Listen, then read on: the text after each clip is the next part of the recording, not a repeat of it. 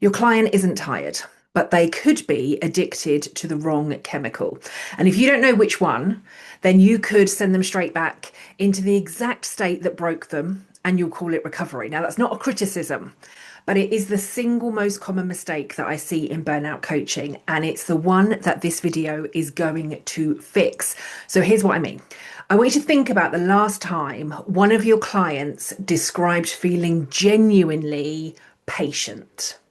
Right? Not waiting, not tolerating a cue. I mean, comfortably able to sit with something that's unresolved, to let something good develop really slowly without any need to rush, without needing a result right now, like an immediate result right here, right now.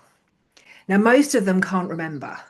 And honestly, maybe you can't either, because we're all living in an environment that has systematically trained us out of patience, an environment that rewards urgency, that treats stillness like failure, and that has made slow feel wrong. And whilst, of course, this is the world that many of us live in now, there is a specific neurochemical reason too. And it's one that connects directly to why burnout rates are rising, why recovery is so hard, and why so many of the people sitting across from you in the coaching sessions can't find their way back to themselves, even when they desperately want to. Now, we have lost our patience for oxytocin, and in its place, we have become addicted to adrenaline.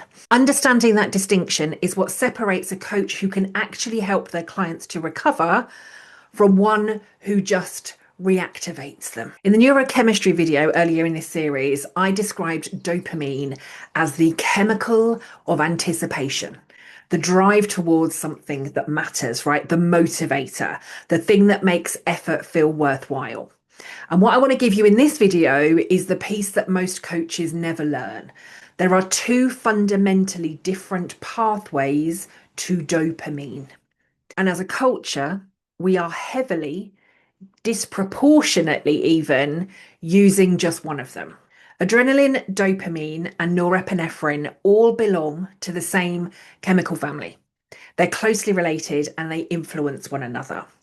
So when adrenaline surges in response to urgency, threat, high stakes, a deadline, then the dopamine reward system tends to fire alongside it. And this is the rush of the crisis averted, the achievement under pressure, the notification, the like, the comment, the reply, right? The deal that you've been able to close, the promotion, the crossing the finish line. It feels good. It feels like aliveness, and it's brief because adrenaline is built to be brief. It spikes and then it dissipates, it falls, and the reward that rode in on it fades out with it. So to feel it again, you need another trigger. You need another urgency, another rush, another hit of something fast, external, and immediately measurable. The adrenaline pathway is fast, intense, and self-reinforcing. And over time, it is exhausting. Oxytocin is connected to dopamine too. The systems are closely linked, each influencing the release of the other. But the oxytocin pathway is slow, and it builds through genuine connection. It builds through trust that develops over time, through being truly known by another person, through work that reflects your actual values, through stillness, through presence, through the kind of self-knowledge that can only emerge when you're not constantly activated, constantly switched on, constantly moving and pushing and striving and trying to cross that finish line. This is the dopamine of a long friendship, a relationship that's weathered something, a piece of work that you're genuinely proud of, a moment with a client where something real actually shifted. It doesn't spike, it doesn't give you a rush, it gives you something deeper. It gives you a sustained, regulating, restorative sense of reward that the fast pathway simply cannot produce. The adrenaline pathway spends your reserves. The oxytocin pathway replenishes them. It's one drives you and the other restores you. So if the oxytocin pathway is more restorative, more sustainable, and produces deeper reward, why have we largely abandoned it? And it's because the world that we've built has made the fast pathway feel not just more available, but also so much more legitimate. Speed, pace has become the currency. We reward fast responses, fast decisions, fast results. The person who replies instantly looks automatically more committed and more engaged. The leader who moves quickly, rushing around, looks more decisive. And the slowness that genuine connection and self-reflection actually requires is often read by people as laziness, as disengagement, or as falling behind. Now, we've pathologized patience, and your clients have absorbed that. And so, quietly, sadly, have most coaches. External validation has replaced internal knowing. Right? If we think about social media is built entirely around the fast dopamine hit, right? Likes, comments, shares, follow account, all immediate, all measurable, all external signals of worth, all arriving through that adrenaline pathway. The oxytocin pathway, knowing your own value, independent of what the feed reflects back, needs a relationship with yourself that the scroll actively disrupts. You cannot hear your own signal while you're constantly receiving someone else's. And this matters for your clients, and it's worth noticing in your own practice too. How much of your sense of whether you're a good coach comes through that same fast pathway? Constant activation has become normal. For high achieving, high functioning people, which is most of the clients that a burnout coach attracts, the adrenaline state has become the baseline, not an emergency response, just Tuesday. They've run at that level so long that the absence of it, the stillness, the quiet, the unactivated space that the oxytocin pathway needs doesn't feel like rest. It feels like something is wrong. The adrenaline state has been mistaken for identity, and the oxytocin state, calm, connected, grounded, present, has been mistaken for emptiness. And here's where it connects to the burnout equation, right? The equation that I've taught you in many, many videos before, that is toxicity minus sense of self equals burnout. An adrenaline dominant environment is by definition high in toxicity, right? Chronic activation, chronic urgency, chronic external orientation. And the oxytocin pathway, the one that builds the sense of self, has been closed off. Now, burnout doesn't just happen because people work too hard. It happens because the neurochemical environment they're living in has no restorative pathway left open. And a coach who doesn't understand that is going to keep working, keep coaching on the wrong variable. So let me make this tangible, because the theory is only useful if you can see this in the room with your clients. So this is the client who can't stop checking their phone, right? Even when they desperately want to, who knows the scroll makes them feel worse, and yet they keep doing it anyway. That's the adrenaline loop. It's micro activation. It's a brief hit, the drop, and then back for more. It's the client who overworks, even in burnout, who might rest for a day, but then feels so uncomfortable in the absence of urgency that they maybe manufacture a new task, a new crisis, a new reason to be busy. That isn't work ethic. That's a nervous system trained to need adrenaline to feel functional and valuable. It's also the client who describes their relationships perhaps as shallow, right? Hundreds of connections, and yet they feel profoundly alone. They're busy, networked, visible, but utterly disconnected. That's oxytocin deprivation.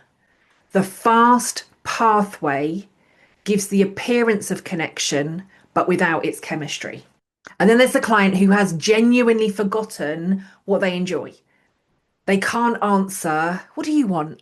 Not because they're confused, but because the oxytocin pathway to self-knowledge has been dormant for so long that they have completely lost access to it.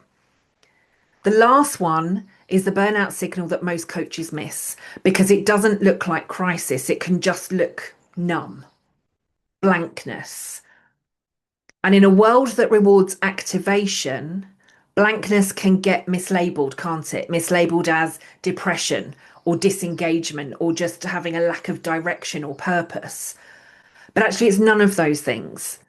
It's a person whose restorative pathway has been closed for so long that they have forgotten it exists. Knowing the difference is the work of a burnout informed coach, and it's exactly what a generic wellness rebrand can't do. So, what does all of this mean for recovery? Well, it means that burnout recovery isn't just about rest, and we know that already, right? But it is about reopening the oxytocin pathway. It's about rebuilding the capacity for slow, deep, restorative reward. And in a world moving this fast, that can feel almost counterintuitive, can't it? Almost impossible. Now, it requires patience.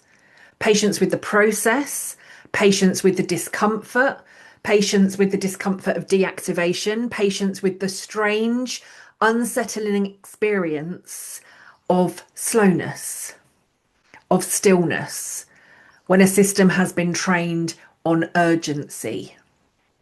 And it requires connection, not the networked, performed kind, but the genuine kind where a person is actually known.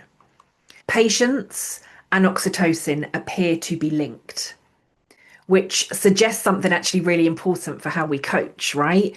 You can't simply will or want a depleted person into being able to tolerate slowness and stillness. If the restorative chemistry isn't there, then the patience to recover often isn't there either. So part of the work is helping rebuild the conditions for it, right? Not demanding it on day one. This is why, as coaches, as individuals, as people in work, in life, in our homes, this is why burnout recovery cannot be rushed.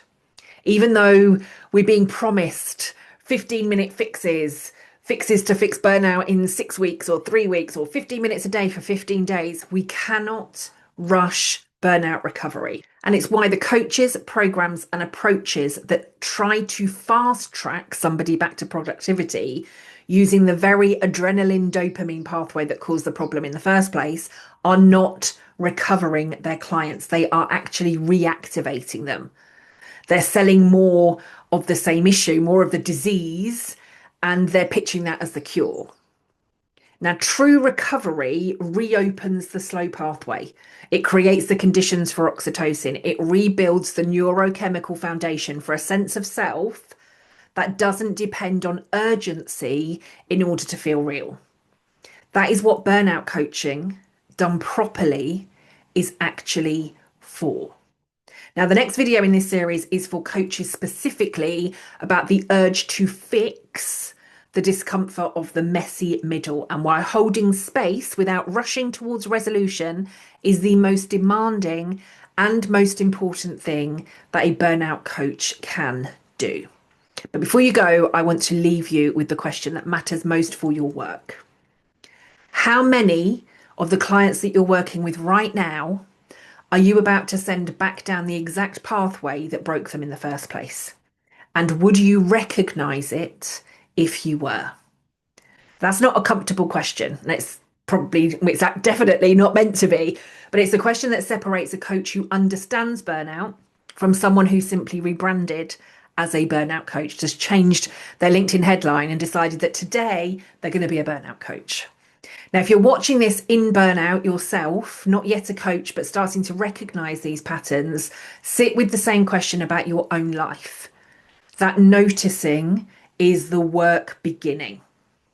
And if you want to go deeper to learn, recognize, and work with this properly, that's exactly what the Master Burnout Coach program is built for. I will ensure that the links are below. Now, if you have found this useful, if you found it helpful, give it a like, give it a share. If you know another coach that could do with some of this information, give it a share to them.